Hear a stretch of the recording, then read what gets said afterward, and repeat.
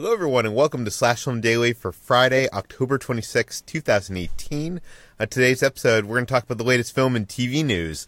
This is Slash Film Editor-in-Chief Peter Sciretta, and joining me on today's podcast is Slash Film Senior Writer Ben Pearson. Hey, what's going on? And writers Hoai-Tran. Hey, everyone. And Chris Evangelista. Hello. We have a lot of news to get to. It is Friday, and if we held any of this off until Monday, it would be kicked to Tuesday because of the water cooler. So we got to try to get through all of this today, guys. We have a lot of news on remakes that Hollywood probably shouldn't be doing, and a bunch of things that Hollywood is canceling. So, but before that, let's get to a project that I'm actually very interested in. This is DreamWorks has announced they are turning one of my favorite board games into an animated movie. HT, tell us about it. Yeah, so DreamWorks Animation is in final negotiations for the movie rights to Mice and Mystics, which is a board game by Jerry Hawthorne. It's a role-playing game that 3 years ago, you, Peter, drew up a wish list of sorts to say which board games deserved a movie adaptation, and this was number one on that list. Not only was it number one, but in my write-up I said DreamWorks should make an animated film based on this board game. So I'm bragging on this. You have superpowers, Peter. Yeah. But yes, this is a role-playing game in which the heroes are residents of a castle who have been turned to mice, and they're racing through a vast castle to break the curse of the evil Vanestra, and fighting off several rats, cockroaches, spiders, and the castle cat along the way. If talks go through for this film, The Hills Have Eyes and Horns director Alexandra Aya is set to direct a script by the Aquaman screenwriter David Leslie Johnson, with Vertigo Entertainment's Roy Lee and John Berg set to produce.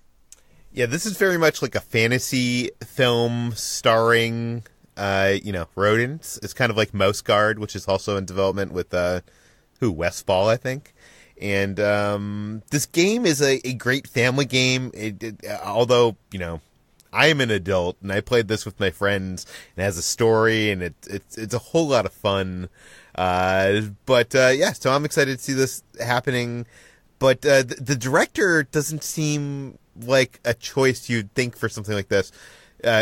Chris, do you think the director of, who was it, High Tension? Yeah, this is a very weird choice because he tends to direct very ultra-violent horror films, so maybe he's trying to branch out. I don't know. Yeah. I mean, then again, Gore Verbinski, who directed the Pirates of the Caribbean films and A Cure for Wellness, also directed Mouse Hunt, so people have range. You never know. Okay. He also this year had Eli Roth doing The House with the Clock in Its Walls, so who knows? I will link my list of board games that should be movies in the show notes. But let's move on to a bunch of things that Hollywood probably shouldn't be remaking. Let's start first with Clueless. It seems like Hollywood has moved on to Clueless for remake for some reason. Chris, tell us about it. So Paramount is exploring a Clueless remake for some reason. Girls Trip producer Tracy Oliver is going to produce the film, and one of the writers of Glow, the very good Netflix series, is writing the script. And there's not a whole lot of info, but we can probably safely assume that Clueless, which is a very 90s film, is going to be updated for the 21st century, and it will involve Snapchat. The Snapchats and the Tinders and all the stuff the kids like these days. So this is a bad idea because Clueless, I don't want to say it's a perfect film, but it's a very good film, and the fact that it's a perfect time capsule of the 90s is what makes the original so special, and to update it to the 21st century just seems like a bad idea. I'd rather they just make a new high school, iconic high school movie for the 21st century, but I guess that takes a lot of effort, and they'd rather just remake something. Yeah, we were talking in the Slack. I think Clueless is the movie that kind of defines the 90s in the high school movie genre, where Mean Girls probably defines the 2000s. And we were actually trying to figure out, did we come to a conclusion? We're now almost 9 years into to the 2010s. Do we have a high school movie that's the defining high school movie of this generation? The closest thing I can think of is Easy A, which is a fine movie, but not iconic in the way that Clueless or Mean Girls were. And it's kind of unfortunate. I feel like a lot of the teens have moved to TV, so maybe that's why. I was talking to one of my friends at Net last night, and she said, without a doubt, the TV show Pretty Little Liars is what defines this generation. And so really, I watched a few episodes of that, and it was fun, kind of soapy trash, but that's interesting.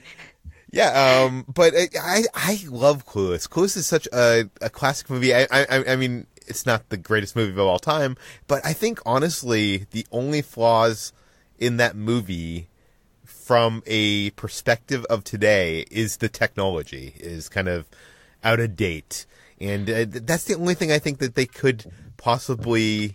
But I feel update. like that's the charm of that movie. Yeah, that's why it's so endearing. Yeah, they have big flip phones, and I like that it's dated. I mean, And it's funny because it was a satire too at the time of how media crazy these young teens were, and the scene where Cher and Dion are talking to each other on the phone in the hallway was supposed to be satirical and not something that was very common, but now it was actually quite prophetic. It's a great movie. Yeah, I'm just trying to think if there's any interesting way to turn this. Maybe it Clueless starring guys. That doesn't make any sense. Why? I don't know. Ben, the only thing I can think is if they make it like a period piece, and they make how in the early 2000s we had a rash of movies that were set in the 80s, and it was look at how crazy the 80s were, and maybe they're going to do that, but that would be even more pointless because the original movie is just that. But that's the only thing I can think of. And the movie itself is an adaptation of Emma too. It's like the modern adaptation of Emma by Jane Austen. So making it a period piece would feel like the snake eating its own tail in a way. That would be very odd. Yeah, for sure. Which is not something that Hollywood hasn't done before. Ben, do you have any thoughts on this? No, I was just going through a list of movies from the 2010s that were set in high school, and there really isn't anything that jumps out at me as even approaching the level of the films that you guys have mentioned. So I don't know. I feel like Hollywood's sort of fallen off in that category a little bit. And maybe that has to do with sort of like what we were talking about with the baseball films not too long ago on the podcast, like the idea of these movies being so specific to American culture that maybe they don't sell as well overseas. So maybe they're more difficult to make, these days in the sort of international the international heavy, you have to factor that in these days to getting a project made. So I don't know, maybe that's the culprit here.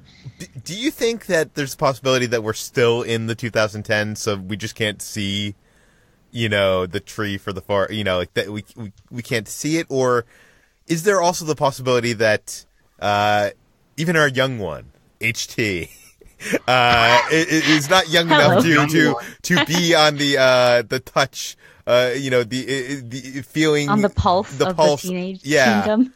I mean, I'm not. I don't think. I was talking to my teen cousin earlier, and I was learning all these new terms about Snapchat that I never knew. I'm very out of touch with that generation, I feel like. But every generation is kind of gets old and miserly when it comes to the next coming generation. I mean, it does take time. I feel like Mean Girls wasn't as iconic as it's considered now, and that came out in 2000. I don't even know. I think. 3 or 4, so it might take time. I mean, maybe there is stuff now that years from now people are going to be like, "That's a classic," but we don't realize it yet. Who knows? Yeah, and if anybody out there has an answer to our question that is a really good answer, send it to peter@slashfilm.com, and maybe we'll read it in a future episode. But let's move on to another thing that Hollywood is remaking that I don't think HT is too happy about, and that is My Hero Academia. HT, I've heard you talk about this in the past. Tell us about this. So Legendary Pictures has begun developing a My Hero Academia live-action movie based on the wildly popular manga and anime series, which is currently, I think, taken the world by storm and has become one of the most popular anime series today. And it's kind of it's a really interesting series in that it's like the Japanese take on Marvel and DC superheroes. It's all of these elements of Marvel superheroes, DC superheroes thrown into a blender with like shonen manga, and it's hilarious and so fun, kind of like X-Men meets Harry Potter in a way, because it follows these protagonists in an elite school that trains them to become the next generation of superheroes. So Legendary Pictures is starting to develop a live action movie based on this. There's no director or writer attached yet, but this is kind of controversial because, to be honest, this movie has already been made in Hollywood, and that is the 2005 American superhero comedy Sky High, which is an entertaining movie. I can't in good confidence say that it's a good movie, but it's basically the same template as My Hero Academia, and it has the same sort of zippy, hyperkinetic vibe as My Hero Academia. And Hollywood as well has not really had a great track record with anime adaptations, even if they But these do have are the same template. people that are adapting the Pokemon Detective Pikachu movie. I mean, you have no faith in them? I mean, they're also, I will give them the benefit of the doubt in some cases because they were behind Pacific Rim franchise, which is kind of the best embodiment of anime brought to live action life. But I think that's mostly thanks to Guillermo del Toro and his love for the genre. So it's something that I don't really know if it'll do well. I don't know what the Detective Pikachu movie will look like. It just sounds weirder and weirder to me the more I learn about it. So we'll see. So, you being a big fan of this anime, will you be excited to watch a live-action Hollywood adaptation of it?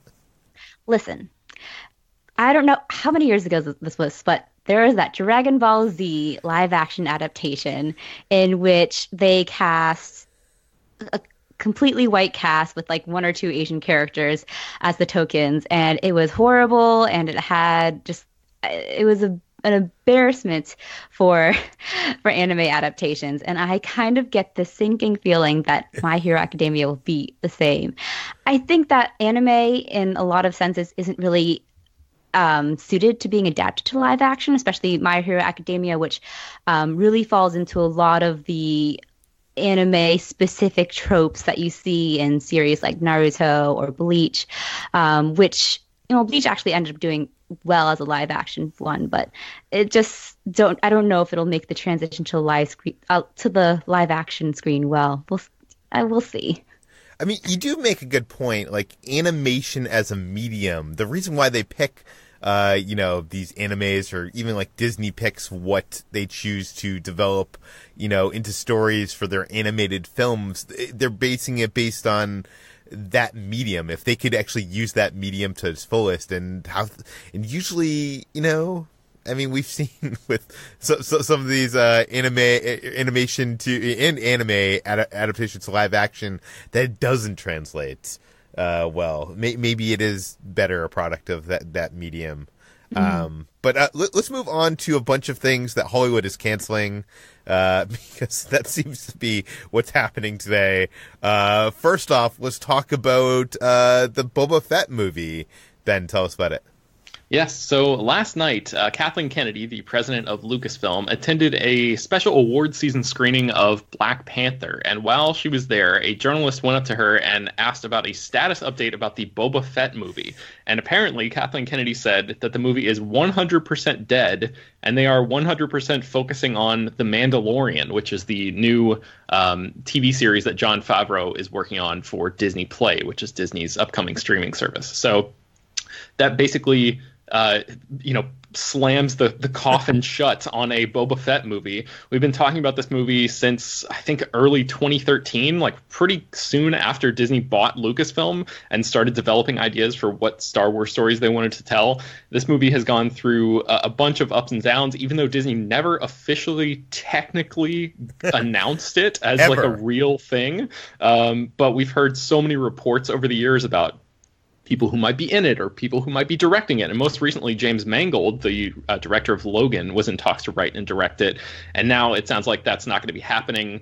I mean, at least anytime soon. It's possible, of course, that after The Mandalorian is done, they could, go back to the well and give Boba Fett a movie at that point. But that seems like it's probably years away at this stage. Or they could maybe slot Boba Fett into another movie. But it seems like, as of right now, if this report is accurate, Kathleen Kennedy is not interested in making a Boba Fett movie right this second. Or, as I speculated, he could show up in The Mandalorian. But I'm actually I'm not surprised that the Boba Fett movie is 100% dead. I'm more surprised that someone like Kathleen Kennedy would actually confirm to someone that it's 100% dead. Because usually, when you ask executive anything, like, they try to keep hope alive, even when, like, a project has been completely shelved. They're like, oh yeah, it could happen someday. Yeah. But let's move on to Arrested Development, which could be ending on Netflix. Chris, you wrote a story for this. David Cross, who plays Tobias on Arrested Development, appeared on the Late Night with Seth Meyers podcast, which I guess is a thing, and said after the second half of season 5 airs, which will probably be at the beginning of next year, it's probably unlikely the show will return. He didn't really give specifics. He just said, there's a variety of reasons why it probably won't happen. And, you can draw your own conclusions there. Obviously, Jeffrey Tambor, who's on the show, has become a bit toxic after sexual harassment allegations from Transparent. And also when the cast of Arrested Development was doing a press tour for the first half of season 5, which debuted on Netflix this year, it went really, really badly, where they did an interview in the New York Times, and every male in the cast defended Jeffrey Tambor's on-set antics for Arrested Development, and it looked really bad, and they all had to apologize later. So, and the biggest reason is the show's just not good anymore. Those first 3 seasons on Fox were great, but it seems like almost everyone agrees that ever since Netflix saved the series, it just hasn't been what it originally was. The cast is too busy to really shoot together, so they always have to shoot around them, and it just does not work as well. So it seems very likely that after the second half of season 5 airs, that'll be it for Arrested Development. Is anyone here sad that this could be coming to an end? No. No, I didn't even watch the 5th season because I think Chris did an early review of it and was just like, it's not, it lost that magic. So I watched the 4th season and was very disappointed in that. So I'm just, whenever I do rewatches of the series, I just stop after season 3 and pretend that that's where it actually ends. Yeah, I'm in the same boat. I was very disappointed after season 4 and just kind of lost interest. It kind of tainted the show for me in a way. I had an appreciation for the series as like another time capsule of when it came out, and it felt like it was just dragging longer than it should have been. Okay, let's move on to a more shocking cancellation, and this is for American Vandal, which is being canceled by Netflix, but it could find life elsewhere. Somehow, somewhere, someone can Netflix this Netflix show. HT, tell us about it. Netflix has committed a true crime here. The streaming giant has canceled American Vandal after 2 seasons. In a statement announcing the cancellation, it said, American Vandal will not return for a 3rd season. We're very grateful to the creators, writers, cast, and crew for bringing their innovative comedy to Netflix, etc. But according to sources telling Variety that other platforms might be looking to save American Vandal. Variety didn't name what platforms this would be, but it's possible that, like Peter said, another platform, maybe Hulu, Amazon Prime, or even Funny or Die, which helped produce the series, could Netflix this Netflix series. Yeah, it's kind of crazy that what is the reason that they're canceling this? Well, there's no official reason, but it's possible, according to this Variety story, that because American Vandal was produced by an outside studio, this could have led to its cancellation, as Netflix is looking to produce more projects in-house for control of the global rights of those titles.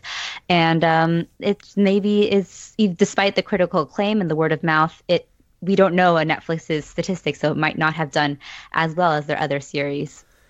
It's interesting because I hear so much buzz about this show. Like, if I were to like judge like how many mentions of a show is on my Twitter feed, I would think that this is like one of the most watched Netflix shows. But obviously, that's a bubble.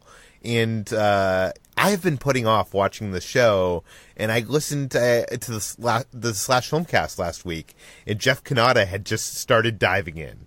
Diving in late, and it was his reaction to the show that got me to want to watch the show, and now I'm not sure if I should because it's canceled. Peter, it's so good. I mean, the seasons are actually nice, well-contained stories because it's kind of almost like an anthology series in that it follows the two same like high school documentarians, but they investigate a different crime every season. The first being who drew the dicks, the second being who was the turd burglar.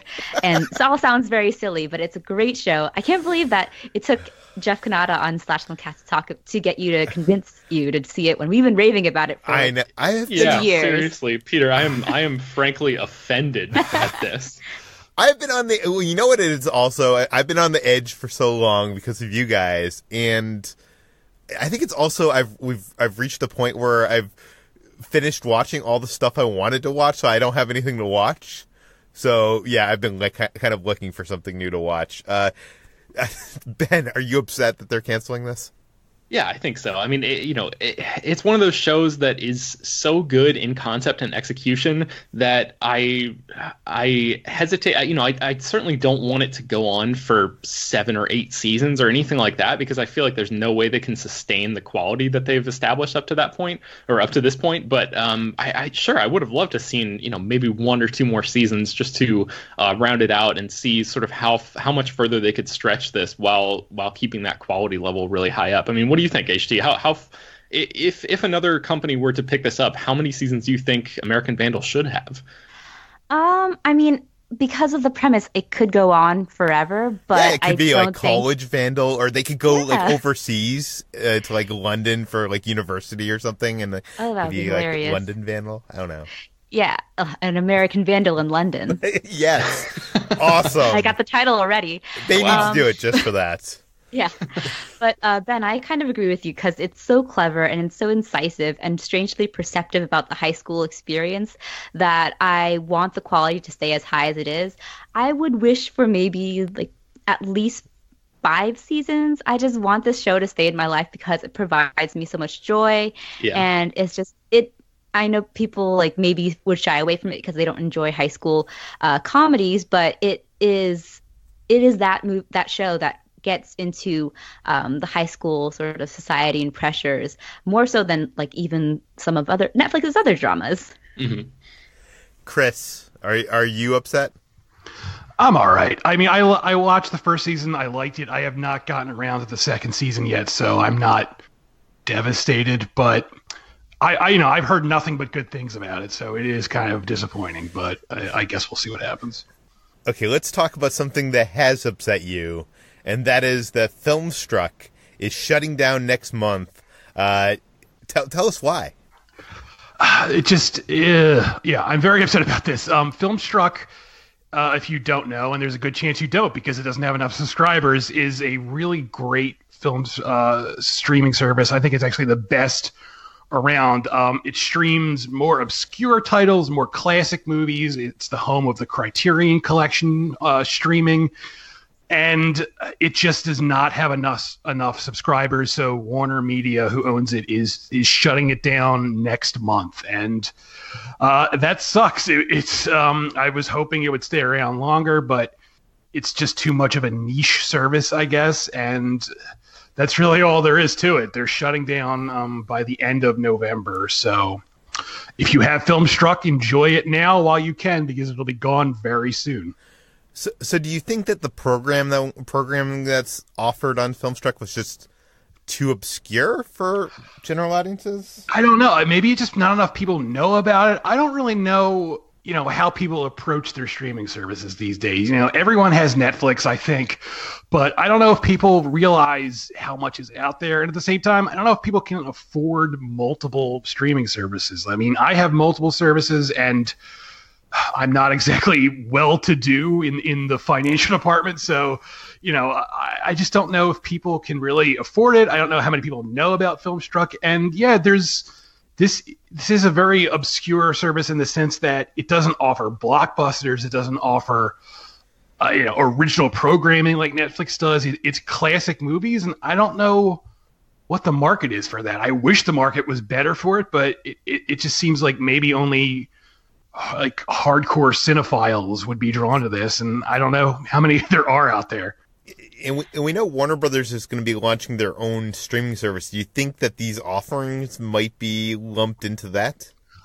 It would be really stupid if it weren't, because they have the rights to them. I'm hoping it'll happen, but that service isn't supposed to launch till the end of 2019. So I don't know why. I wish they had somehow managed to keep this going until then, but I guess they just don't have the money. I don't know. I mean, they have enough money for multiple Joker films, but not this. I do want to point out that this is the second sort of niche streaming service that Warner Media has suddenly shut down in the past month. They recently shuttered the popular K-drama streaming service Drama Fever, which started off as like an independent sort of fan-run streaming service, and then eventually got bought by bigger companies and went to Warner Media.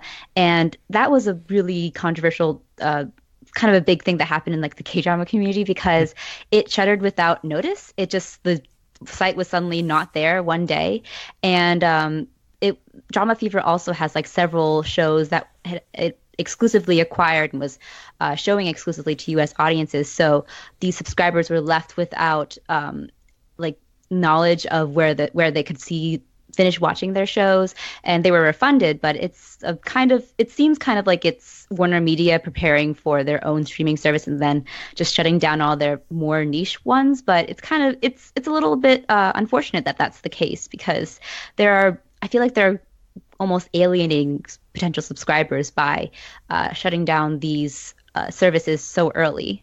Yeah, and it's also weird because I feel like the promise of the new media was that we would get channels and content that is more niche and more like, you could find your like subset of subset corner that has like some kind of, that content. But it seems like none of that is working. Maybe it just doesn't work in the big sense for like big studios. Maybe it has to, some small company has to come out and actually like, license this content. But I guess they sold, the service you were talking about, HT, eventually sold to Warner.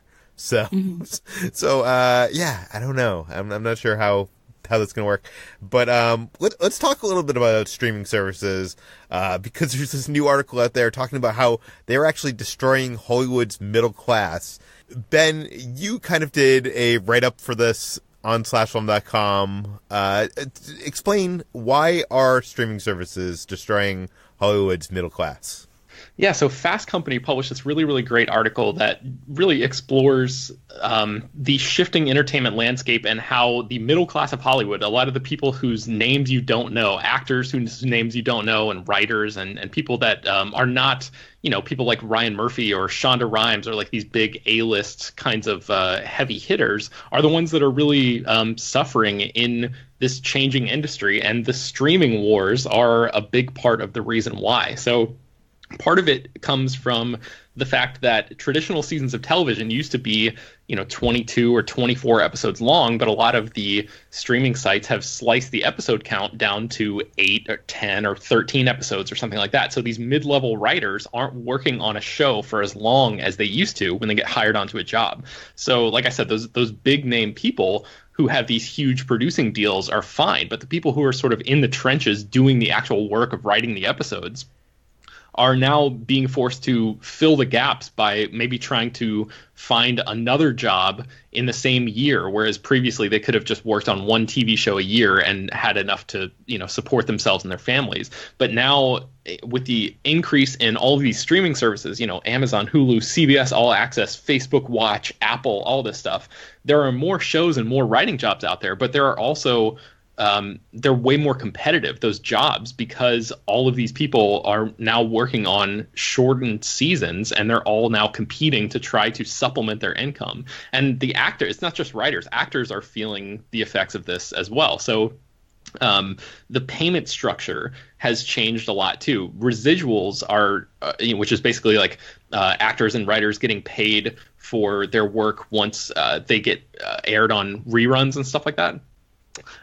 Those have basically gone away because all these streaming sites are constantly producing new fresh content all the time. The TV networks, the traditional places that used to run reruns all the time, are now airing less reruns because they are also trying to keep up with this constant race that's happening. It's like an arms race in the entertainment industry. And actors are sort of suffering in the process.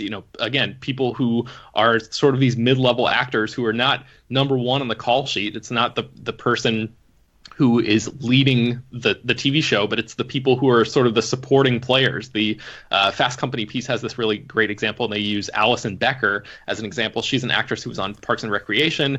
She just got a job not too long ago on a new Netflix show where she was the fifth person on the call sheet. So she's not quite a series regular, even though she would have been in a traditional network TV show, but Netflix, according to her, has just basically kept her in a guest star role instead of making her a series regular, and that changes the payment scale. And the example she uses is that she says, if I'd been number 5 on an NBC show, I'd be making $30,000 a week, but I was making $980 a week at Netflix. By the time you pay out taxes, your manager, agent, and lawyer, I was walking away with like $200.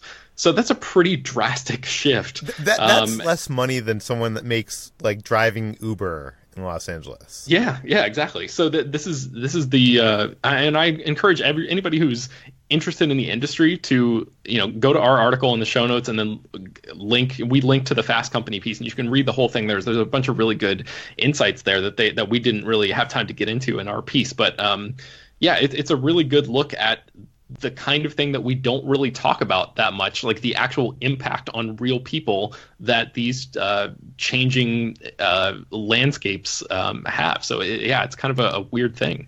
It's very interesting. And you know what? We've gotten through all these stories, a record amount of stories, in a quick time, that we're going to actually add on one more story here. And that is about The Jinx, which is a show that Ben is really enthusiastic about. You did this article kind of updating us on what is happening in the real-life consequences of that show. Tell us about it.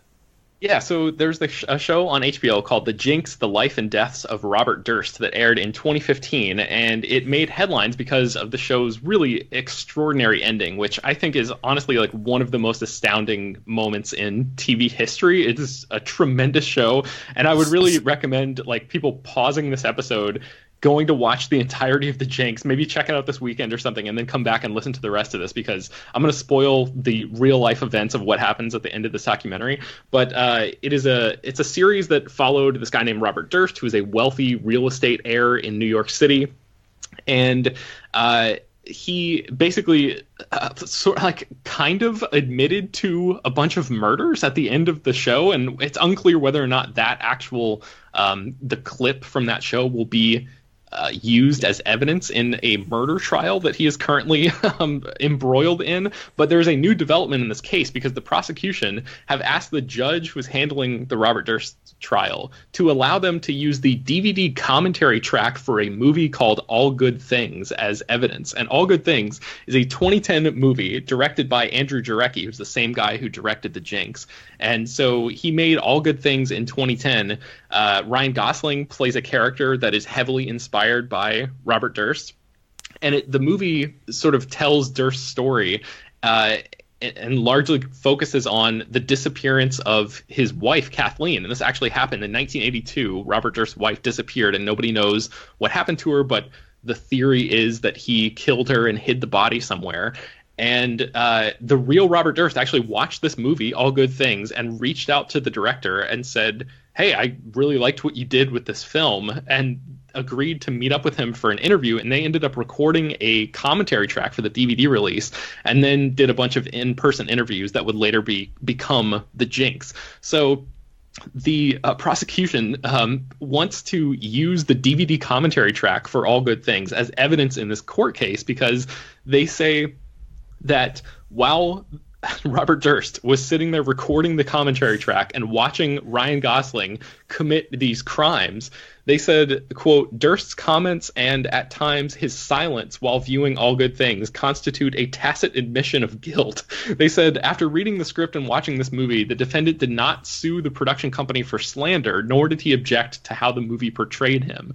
And later on, they said something about, like, his failure to dispute any of the other damning allegations from the rest of the movie manifests his belief in the movie's truth. It strains all credibility to suggest that a person being depicted as a serial killer would not have stood up and proclaimed the falsity of such allegations. So they're trying to convince the judge to use this DVD commentary in a court of law, which I've never heard of before. And yeah, I just thought that entire thing was it's very much in keeping with the totally insane tone of these real life events set by The Jinx and depicted in The Jinx. What do you guys think about this? Peter, should a DVD commentary track be allowed to be used in this way? Well, I mean, I don't think that someone... It's tough, right? Because it's tough because, I mean, that's like saying, like, oh, we're going to use OJ's If I Did It book in his hearings on... I don't know. It's his...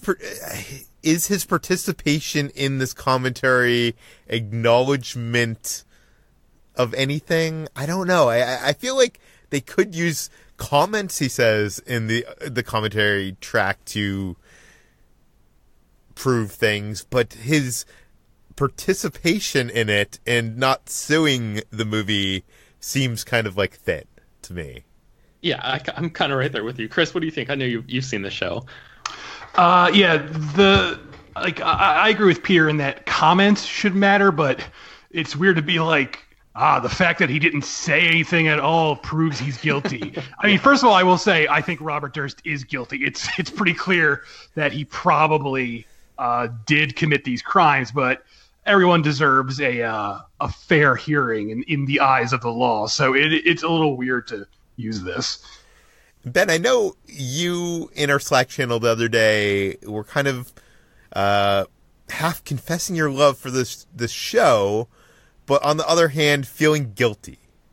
Yeah, it's the same thing that happens with a lot of true crime stuff, honestly. And it's part of the reason why I like American Vandal so much is because it's all fictional and I don't have to feel that sense of guilt. But yeah, The Jinx for me was one of the big things. It came out right around the same time as Serial, and that was, like, for a lot of people what launched this, I guess, current nationwide obsession that we have with true crime genre. And Making a Murderer, too, came out right around that same time, the first season. So I was completely enthralled by The Jinx. It was only, I think, 6 episodes or something, and it was like one of my favorite things that I watched on TV that year. I did this huge deep dive into reading all of this real life stuff about Robert Durst and the trials and stuff that didn't make the show, but these crazy antics that he was into and participated in over the years. But, like, the guilt part comes in that all of this has been packaged into a piece of entertainment for my enjoyment, but there are very real consequences that come along with that. Like, people were murdered. People are actually dead because of this, or because of this guy's actions, allegedly. And so it just had me, a little bit conflicted. Like, I look back really fondly on watching The Jinx and being so sucked into that story and doing all this research afterwards. But at the same time, I feel kind of bad about it because real people lost their lives in the process. I mean, this is, even if you've never seen The Jinx and don't know anything about the case, I think that kind of thing can apply to the true crime genre in a more broad sense. What do you guys think about that? Do you feel similarly? But I don't think you're enjoying the murder. You're not enjoying that aspect of it. You're enjoying the search for justice, right? Yeah, that's true. And like the whirlwind of it all, like the